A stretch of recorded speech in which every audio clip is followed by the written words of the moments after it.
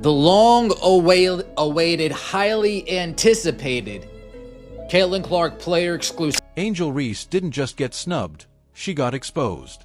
The WNBA All-Star roster was revealed, and in a shocking twist that shouldn't be shocking at all, Reese's name was nowhere to be found. Not among the starters. Not among the reserves. Not even in the top 10 in fan voting. Just 13th. 13th. The same Angel Reese that the media declared the face of the WNBA. The same Reese plastered across magazine covers and glossy headlines, heralded as Caitlin Clark's co-equal. The self-proclaimed Bayou Barbie. But the ballots don't lie. And when it came time to separate hype from substance, the fans, the media, and even her fellow players sent one loud, humiliating message: "You're not her." What makes this sting worse? Reese didn't just hope for an all-star nod, she campaigned for it. She was online, in interviews, everywhere, practically begging for votes. But it didn't work. Not even close. While Caitlin Clark pulled in an astronomical 1.3 million votes, nearly tripling Reese's total, Angel barely cracked 500,000. For someone the media tried to anoint as co-queen of the W, that's not a letdown, it's a public rejection. So how did we get here? Let's rewind. Just a year ago, Angel Reese was the golden child of women's basketball. The sports press couldn't get enough of her. Forbes declared her one of the faces of the league. Her quotes were headlines. Her outfits were gallery posts. Her social media followers ballooned. The hype train was at full throttle, fueled by think pieces, hot takes, and the dream that the WNBA had finally found its new star. But then, the season started, and the numbers told a very different story. Angel Reese is averaging 11.3 points and 11.9 rebounds per game. The latest myth in the WNBA dump has officially been exposed. The myth of all myths. On paper, the boards look strong. But dig a little deeper, and the flaws stand out. Her field goal percentage is under 39%. For a 6 feet 3 inches interior player, that's not just underwhelming, it's disqualifying. She's down in both scoring and rebounding from last year. The dominance everyone expected? Nowhere to be found. Game after game, she struggled to assert herself. And when the voting opened, the fans noticed. The players noticed. The media noticed. And they responded by leaving her off the list completely. Let's talk about that list. The WNBA All-Star voting is a three-pronged process. Half the vote comes from fans. The other half, split between players and media. And here's where the illusion fully collapsed.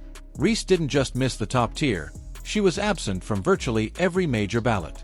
Sports Illustrated? Nothing. USA Today? Nothing.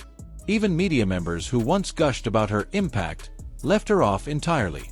The same writers who once claimed she was the future of the league suddenly went silent. Why?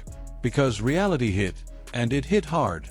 Reese's All-Star flameout wasn't just a personal disappointment. It was a wake-up call for an entire media ecosystem that had tried to manufacture a superstar. Because for all the magazine spreads, all the viral tweets, all the catchy branding, the truth was painfully clear: she hasn't earned it. Meanwhile, Caitlin Clark did what true stars do. She didn't campaign. She didn't beg. She didn't need a media machine to prop her up. She just played. Brilliantly. Night after night, she delivered. Logo threes. Clutch assists. Packed arenas. Viewership records shattered. She didn't ask fans to show up, they wanted to. On the WNBA All-Star voting, of course, it will be in Indianapolis. And as you can imagine... And when the votes were counted, the difference was staggering.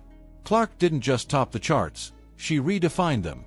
The first rookie in history to be unanimously selected by media, players, and fans alike. That's what real, undeniable greatness looks like. And that contrast, it laid everything bare.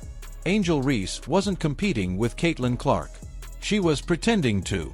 And the All-Star vote exposed just how wide the gulf between them truly is. Because it's not about followers. It's not about catchy nicknames. It's not even about interviews or attitude. It's about production, impact, basketball. And Reese hasn't delivered. Her fans flooded Twitter, claiming the system was rigged. That media bias played a. Her fans flooded Twitter, claiming the system was rigged.